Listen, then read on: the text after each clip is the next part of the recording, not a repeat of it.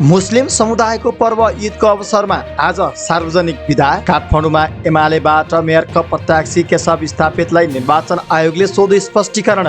Nepali Congress party सभापति शेरबहादुर देउवाकी धर्मपत्नी आरजु देउवा धनगढीमा मतभेद भए पनि पार्टीका उम्मेदवारलाई हराउन नलाग्न आग्रह। 353 जना उम्मेदवारको एकल मनोनयन। 170 वटा वडामा दलित महिला सदस्य पद रिक्त हुने। एआइजीहरू मध्ये सबभन्दा उपयुक्त देखिएका सिम आइजिपीमा नियुक्त। रुकुममा नमुना माविमा नमुना मतदान। श्रम मन्त्रीको 5 दिने मलेसिया भ्रमण सकियो। के भए निर्णय यसबारे दिनेछौँ पुरै जानकारी। कर बढाउन र घटाउनका लागि रोइ कराई नगर्न अर्थमन्त्री जनार्दन शर्माको आग्रह। कालोपत्र भएको विमानस्थल परीक्षण उडानमै सीमित।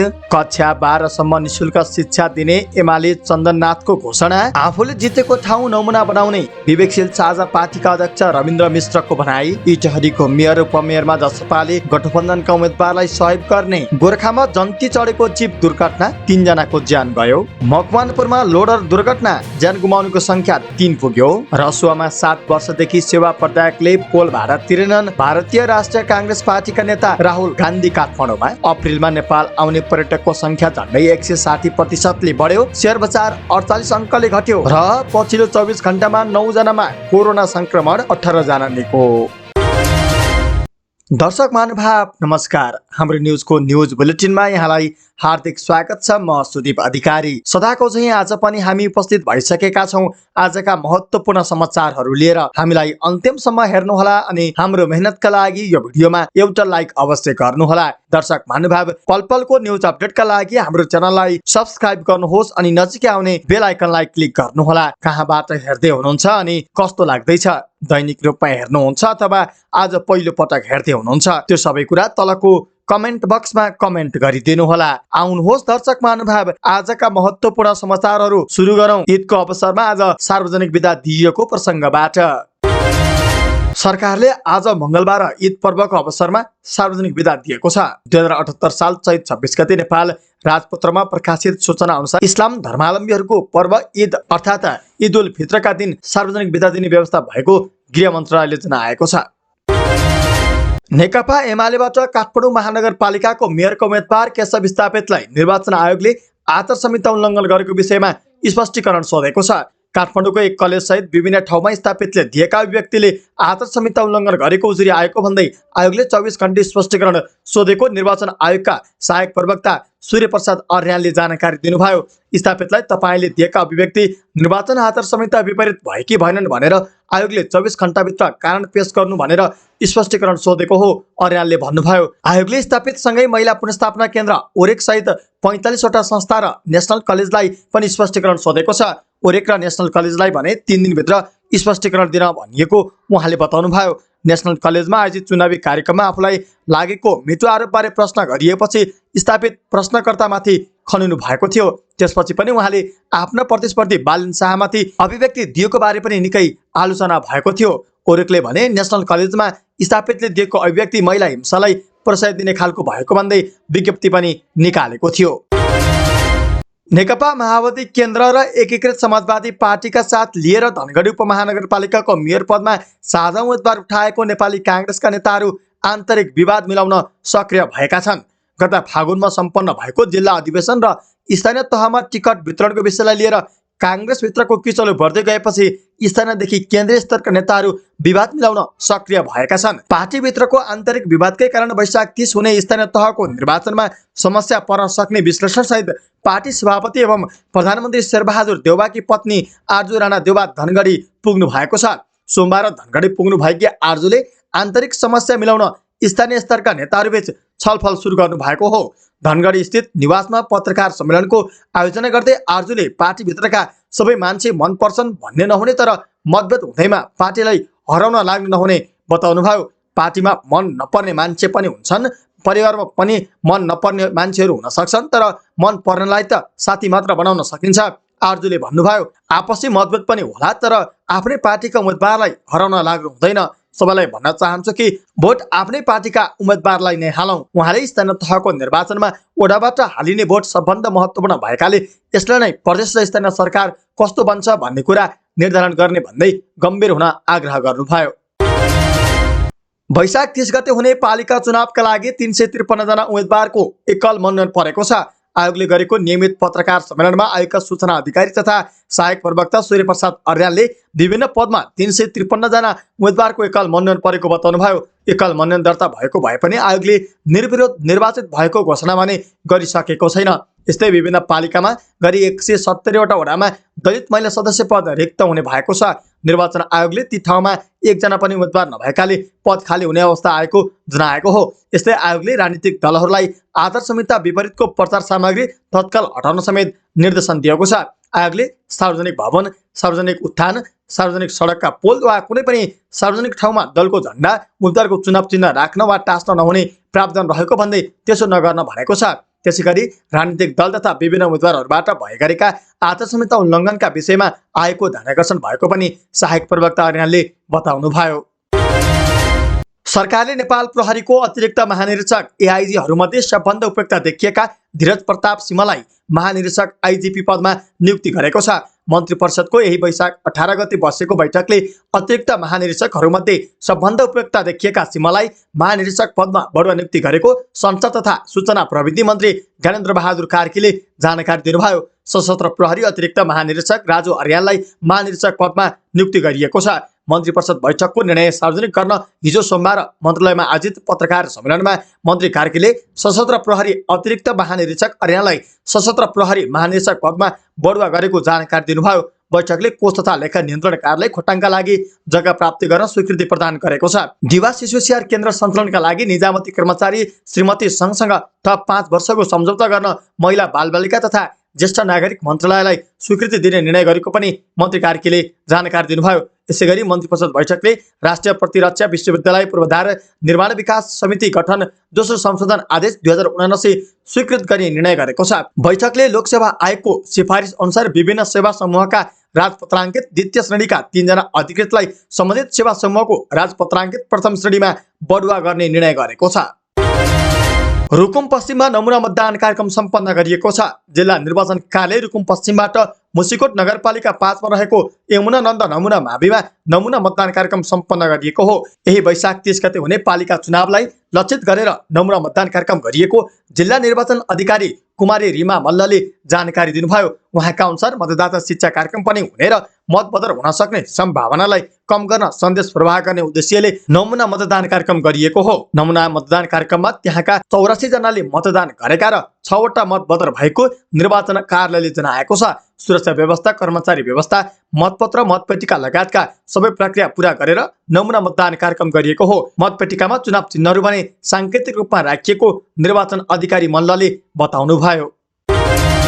श्रम, रोजगार तथा सामाजिक सुरक्षा मन्त्री कृष्ण कुमार श्रेष्ठ सहित प्रतिनिधि मण्डलको 5 दिने मलेसिया भ्रमण सकिएको छ। गएको वैशाख 14 देखि जारी 5 दिने मलेसिया भ्रमण हिजो सम्पन्न भएको हो। श्रम मन्त्रीको नेतृत्वमा रहेको टोलीमा मन्त्रालयका सचिव एक नारायण अर्याल, सहसचिव राजीव पोखरेल र उपसचिव डाक्टर थानेश्वर भूषाल सम्मिलित हुनुहुन्थ्यो। टोलीले मलेसियाका मानव संसाधन मन्त्री दातुक शेरफ एम सर्भानन, गृहमन्त्री हमजाद बिन जनिदुन र त्यहाँको सामाजिक सुरक्षा संगठनका महासचिवबीच द्विपक्षीय बैठक गरेको हो।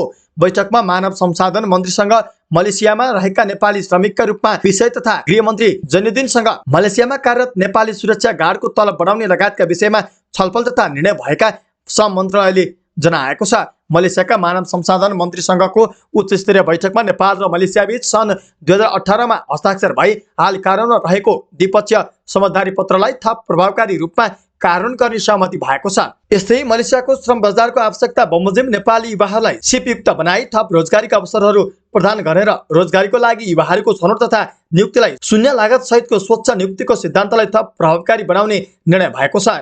मलेसियामा रोजगारीमा रहेका नेपाली नागरिकको स्वास्थ्य, सामाजिक सुरक्षा र सामाजिक कल्याणलाई थप सबलीकरण गर्ने कुरामा पनि छलफल भएको मन्त्रालय स्रोतले जनाएको छ। यस्तै मलेसियामा रोजगारी गरिरहेका नेपाली नागरिकलाई 24 घण्टा प्रभावकारी हुने बिमा सुविधाको व्यवस्था गर्ने, नेपाली श्रमिकहरूलाई आफ्ना अधिकार र आफूले पालना गर्नुपर्ने शर्तहरूको विषयमा मलेसिया प्रवेश गर्नु अघि नै सचेतनामूलक तालिम प्रदान गर्ने कुरामा पनि छलफल भएको छ। नेपाल मलेसिया श्रम समझदारी पत्र अनुसार नेपालले आयोजना गर्नुपर्ने द्विपक्षीय संयुक्त कार्यसमितिको बैठक आगामी जुन महिनाभित्र गर्ने पनि निर्णय भएको मन्त्रालयले जनाएको छ। यस्तै मलेसियामा गृह मन्त्रीसँगको उच्चस्तरीय बैठकमा नेपाली सुरक्षा गार्डको पाइरहेको सेवा सुविधा कम भएकाले कम्तीमा 3000 मलेसियन रिङ्गेट बनाइदिन आग्रह गर्नु भएको छ। यस्तै मलेसियामा आवश्यक पर्ने सुरक्षा गार्डमा नेपालीलाई नेपालमा नै संयुक्त तालिम प्रदान गर्ने विषयमा पनि निर्णय भएको छ। यस्तै नेपाल र मलेसिया बीच आगामी जुन महिनाभित्र गरिने संयुक्त कार्यदलको तेस्रो बैठकबाट नेपाली नागरिकलाई मलेसियाका सुरक्षा क्षेत्रमा रोजगारी दिन विशेष व्यवस्था मिलाउने सिफारिस गर्ने निर्णय पनि भएको मन्त्रालयले जनाएको छ। अर्थमन्त्री जनार्दन शर्माले मन्त्रालय र निजी क्षेत्रबीचमा कर असुलीबारे हुने द्वन्द्वको अन्त्य गर्नुपर्ने बताउनु भएको छ। हिजो सोमबार नेपाल उद्योग वाणिज्य महासंघले आयोजना गरेको पूर्व बजेट छलफल कार्यक्रममा बोल्दै अर्थमन्त्री शर्माले विगतदेखि मन्त्रालय र निजी क्षेत्रबीचमा कर बढाउने र घटाउनका लागि हुने द्वन्द्व अन्त्य गर्नुपर्ने बताउनु भएको हो।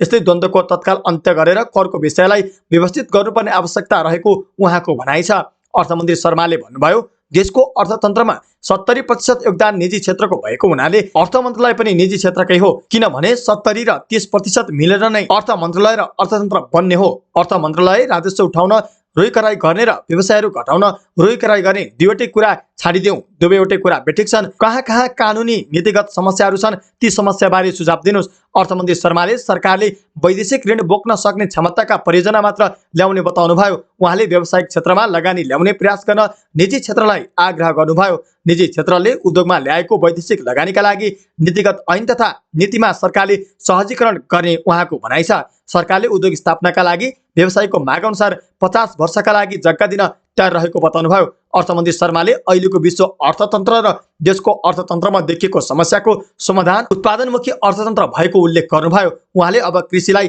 प्रविधि सहित आधुनिकीकरणमा रूपान्तरण गरेर कृषिलाई उद्योगसँग जोड्नुपर्ने आवश्यकता रहेको बताउनुभयो। खोटाङको राभाबेसी गाउँपालिका 3 को लामीडाँडा विमानस्थल उपयोगविहीन भएको छ। कालोपत्र गरिएको 2076 असार 3 गते सफल परीक्षण उडान गरिएको लामीडाँडा विमानस्थलमा नेपाल नागरिक उड्डयन प्राधिकरणले नियमित उडानको व्यवस्था गर्न नसकेको हो। खोटाङका 3वटा विमानस्थल मध्ये लामीडाँडा विमानस्थल सबभन्दा पुरानो विमानस्थल हो। कालोपत्र भएको विमानस्थल परीक्षण उडानमै सीमित भएपछि स्थानीयवासी निराश छन्। सावेकको सदरमुकाम दिक्तेल नजिकै मनमाया राई खानीडाँडा विमानस्थल सञ्चालनमा आएपछि लामीडाँडा विमानस्थल बन्द जस्तै बन्न पुगेको हो। दिक्तेल, रूपाकोट, मजुवागढी नगरपालिका 4 खल्लेमा रहेको खानीडाँडा विमानस्थलमा बेला बेला उडान भइरहँदा लामीडाँडा विमानस्थल सुनसान बनेको छ। कालोपत्र गर्न अघि उडान हुँदै आएको लामीडाँडा विमानस्थलमा कालोपत्र गरेपछि भने उडान रोकिएको हो। तालिकामा उडान नहुँदा र यात्रु नपाउँदा लामीडाँडामा उडान रोकिएको स्थानीय युवा नेता खेमराज देउसालीले बताउनुभयो। 2028 सालदेखि सञ्चालनमा आएको लामीडाँडा विमानस्थलमा उडान नहुँदा राभाबेसी, एसे लुर्खुक र कोपिलासगढी गाउँपालिका, ओखलढुङ्गाको कुइभिर र सोलुखुम्बुका केही ठाउँका बासिन्दा बढी मारमा परेका छन्। जुम्लाको चन्दननाथ नगरपालिकामा नेकपा एमाले चुनावी घोषणापत्र सार्वजनिक गरेको छ। एमालेबाट चन्दननाथ नगरपालिकाका प्रमुख उम्मेद्वार रहेका धर्मेन्द्र रोकाईले सोमबार चुनावी घोषणापत्र सार्वजनिक गरेका हुन्। रोकाईले सार्वजनिक गरेको घोषणापत्रमा नगरपालिकामा डाक्टर, इन्जिनियर, वन तथा कृषि प्राविधिक लगायत उच्च शिक्षा अध्ययनका लागि स्थानीय तहले व्यवस्था मिलाउने उल्लेख छ। घोषणापत्रमा उक्त सुविधा प्राप्त गर्ने विद्यार्थीले निश्चित समय नगरपालिकामा सेवा गर्नुपर्नेछ। घोषणापत्रमा कक्षा 1 देखि कक्षा 12 सम्म अनिवार्य र निशुल्क शिक्षा लागू गरिने उल्लेख गरिएको छ। न्यून आय भएका बालबालिकाका लागि शैक्षिक राहत कोष स्थापना गरिने जनाइएको छ। घोषणापत्रमा हरेक वडामा कम्प्युटर प्रयोगशाला, बेबी केयर सेन्टर स्थापना गरिने, एक विद्यालय, एक नर्स कार्यक्रम लागू गर्ने उल्लेख गरिएको छ। जुम्लाको बस्ती विकासका लागि पाके चक्रपथको अवधारणा पनि अघि सारिएको छ। स्थानीय स्तरमा जैविक ग्यास, वैकल्पिक ऊर्जाको अभ्यास मार्फत अनुदान गरिने, एक विद्यालय, एक खेलकुद प्रशिक्षकको दरबन्दी सहितको व्यवस्था गरिने घोषणापत्रमा उल्लेख छ।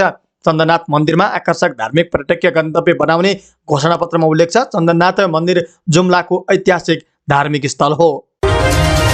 विवेकशील साझा पार्टीका अध्यक्ष रविन्द्र मिश्रले स्थानीय तह निर्वाचनमा आफ्नो पार्टीले जितेको क्षेत्रलाई नमुना बनाउने बताएका छन्। सोमबार विराटनगर महानगरपालिकाको प्रतिज्ञा पत्र सार्वजनिक गर्न आयोजित कार्यक्रममा उनले आफ्नो दलले जितेको पालिकालाई 5 वर्षमा नमुना बनाउने बताएका हुन्। गएको 5 वर्षमा स्थानीय तह कुनै पनि क्षेत्र देशको नमुना क्षेत्रको रूपमा विकास भएको तपाईले देख्नु भएन। तुलनात्मक रूपले केहीले राम्रो काम गरे तर देशकै नमुना क्षेत्रको रूपमा विकास भएको तपाईँले देख्नु भएन। उनले भने, हामीले जितेको क्षेत्रलाई नमुनाको रूपमा विकास गर्छौं। मिश्रले नमुना क्षेत्रको रूपमा विकास गर्न नसके अर्को पटक भोट नहाल्न आग्रह गरे। उनले आफ्नो पार्टीले जितेमा विज्ञहरूको टोली गठन गरेर काम गर्ने पनि बताए। इटहरी उपमहानगरपालिकामा जनता समाजवादी पार्टीले सत्तारूढ गठबन्धनमा आबद्ध हुने निर्णय गरेको छ। नेपाली कांग्रेस, नेकपा एकीकृत समाजवादी र माओवादी केन्द्र सहितको गठबन्धनमा जसपा पनि सामेल हुने भएको हो। जसपाले मेयर र उपमेयरमा दिएको उम्मेदवारी फिर्ता लिँदै गठबन्धनका उम्मेदवारलाई सघाउने र वडा तहमा भने मित्रवत प्रतिस्पर्धा गर्ने निर्णय गरेको छ। इटहरीमा गठबन्धनबाट मेयरका कांग्रेसका हेमकर्ण पौडेल, उपमेयरमा नेकपा एकीकृत समाजवादीका केशव कुमार विष्ट उम्मेदवार रहेका छन्। जसपाबाट मेयरमा दिल्ली प्रसाद सुब्बा र उपमेयरमा ईशा गोरागाईले उम्मेदवारी दिएका थिए।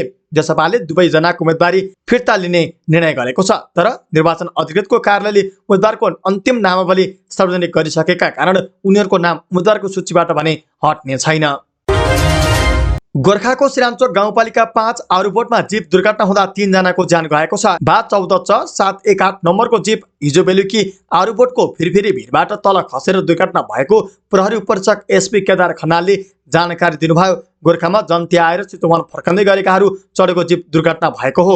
घटनास्थलमा घटना घटेको केही समयपछि प्रहरी पुगेको थियो। हामीले समाचार तयार गर्दासम्म मृतकको पहिचान र अन्य विवरण आउन बाँकी रहेको एसपी खनालले जानकारी दिनुभयो। मकवानपुरमा लोडर पल्टिँदा ज्यान गुमाउनेको संख्या 3 पुगेको छ। यसअघि 2 जनाको ज्यान गएको थियो। ज्यान गुमाउने 3 जना चिनिया नागरिक रहेका जिल्ला प्रहरी कार्यालय मकवानपुरका प्रहरी उपरीक्षक एसपी सुरेन्द्र बहादुर गुरुङले जानकारी दिनुभयो। बकाइया गाउँपालिका 11 जितपुर भन्ज्याङमा राष्ट्रिय गौरवको आयोजनाको रूपमा निर्माणाधीन फास्ट ट्र्याक द्रुत मार्गमा काम गरिरहेको लोडर सीमात खोलामा खसेको थियो। निर्माणाधीन फास्ट ट्र्याकमा खनेको माटो फाल्ने क्रममा लोडर पल्टिँदा उनीहरूको ज्यान गएको हो। लोडरमा 6 जना रहेका थिए। घाइते 3 जनाको उपचार भइरहेको जिल्ला प्रहरी कार्यालय मकवानपुरले जानकारी दिएको छ। रसुवामा नेपाल विद्युत प्राधिकरणको विद्युतीय संरचना प्रयोग गर्ने सेवा प्रदायकले 7 वर्षदेखि पोल भाडा नतिरेको पाइएको छ। नेपाल विद्युत प्राधिकरण धुन्चे वितरण केन्द्रका अनुसार प्राधिकरणको विद्युतीय संरचना प्रयोग गर्ने तथा अप्टिकल फाइबर भाडामा लिएर टेलिफोन, इन्टरनेट, केबल टिभी सञ्चालन गर्ने सेवा प्रदायकले 72 सालदेखि शुल्क तिरेका छैनन्। नेपाल टेलिकम बाहेक अन्यले लामो समयदेखि शुल्क नतिरेका धुन्चे वितरण केन्द्रका प्रशासन प्रमुख एवं सूचना अधिकारी दीप मनन अधिकारीले बताउनुभयो। यही वैशाखसम्म पनि सम्झौता गर्न नआए केबल लाइन समेत काटिने उहाँको भनाइ छ। सेवा प्रदायकलाई शुल्क तिर्नका लागि पटक पटक सूचना जारी गरिएको छ उहाँले भन्नुभयो। तर अहिलेसम्म शुल्क बुझाउन आएका छैनन्। शुल्क नबुझाउने सबै सेवा प्रदायकको लाइन काट्नका लागि केन्द्रले परिपत्र गरिरहेको र यसको प्रक्रिया अघि बढाइएको उहाँको भनाइ छ। केन्द्रका अनुसार एनसेल, सुबिसु, मर्कन्टाइल, ओल्डिङ, एनआइटिभी स्टोम्स, Langtang cable network, Everest link र बेत्रावती केबलले पोल भाडा नबुझाएका हुन्। भारतीय राष्ट्रिय कांग्रेस पार्टीका नेता राहुल गान्धी काठमाडौँ आएका छन्। विस्तार एयरलाइन्सको विमान मार्फत सोमबार 4:40 गान्धी काठमाडौँ आइपुगेको विमानस्थल स्रोतले जनाएको छ। निजी भ्रमणको क्रममा काठमाडौँ आइपुगेका उनी हिजो काठमाडौँ स्थित मेरियट होटलमा बसेका छन्। अप्रिल महिनामा नेपाल घुम्न आउने पर्यटकको संख्या अघिल्लो वर्षको तुलनामा झण्डै 160% बढेको छ। यस वर्षको अप्रिल महिनामा 58,348 जना विदेशी पर्यटक आएका नेपाल पर्यटन बोर्डका निर्देशक मणिराज लामिछानेले जानकारी दिनुभयो। यस वर्ष नेपाल आउने पर्यटकमा 22,477 जना भारतीय नागरिक छन् भने बाँकी तेस्रो देशका नागरिक हुन्। अघिल्लो वर्ष अर्थात् सन् 2021 को अप्रिल महिनामा 22,450 जना आएका थिए। यस्तै सन् 2020 को अप्रिल महिनामा 14 जना मात्रै विदेशी पर्यटक आएका थिए। कोरोना महामारीका कारण सन् 2020 र 2021 मा पर्यटन व्यवसाय प्रभावित भएको थियो। यस वर्षदेखि पर्यटन व्यवसायमा सुधार देखिएको छ। यस वर्षको अप्रिलमा आएका पर्यटकको संख्या सन् 2019 को तुलनामा भने 53% कम हो। सन् 2019 को अप्रिल महिनामा 1,09,379 जना पर्यटक नेपाल आएका थिए। यो तथ्याङ्क विमान मार्फत नेपाल आउनेहरूको हो। यो वर्ष पर्वतीय पर्यटनबाट सबभन्दा बढी उत्साह देखिन्छ। यस वर्षको वसन्त याममा नेपालमा 25वटा हिमाल आरोहणका लागि 879 जनाले अनुमति लिएका छन्। यो संख्या सन् 2021 को भन्दा धेरै हो।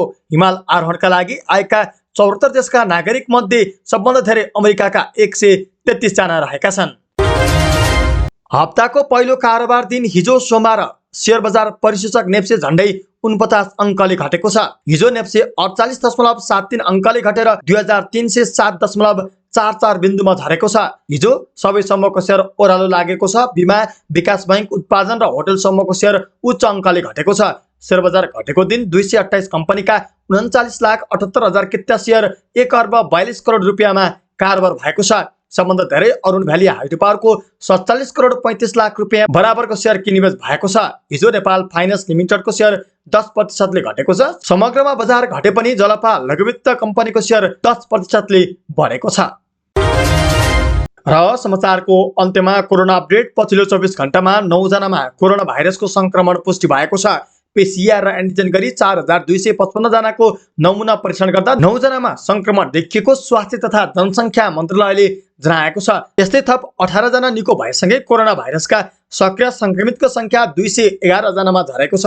24 घण्टामा कोरोना संक्रमणका कारण कसैको पनि ज्यान गएन।